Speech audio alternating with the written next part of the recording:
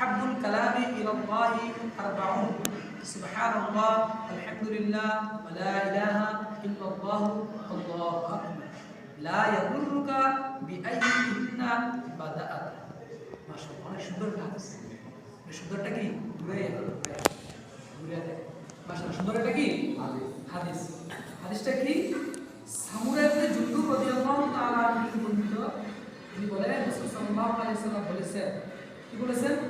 আল্লাহ তাআলার নিকট সবচাইতে প্রিয় হলো চারটি কালিমা। কয়টি কালিমা? চারটি কালিমা। কয়টি কালিমা? চারটি কালিমা আল্লাহ তাআলার নিকট সবচেয়ে বেশি প্রিয়। একটা হলো কি? সুবহানাল্লাহ, আলহামদুলিল্লাহ, লা ইলাহা ইল্লাল্লাহু আল্লাহু আকবার। কয়টি কালিমা প্রিয়? চারটি। আল্লাহর কাছে সবচেয়ে চারটা কালিমা প্রিয়। একটা হলো সুবহানাল্লাহ, আলহামদুলিল্লাহ, লা ইলাহা ইল্লাল্লাহু আল্লাহু আকবার। বাস নিয়ে আসা।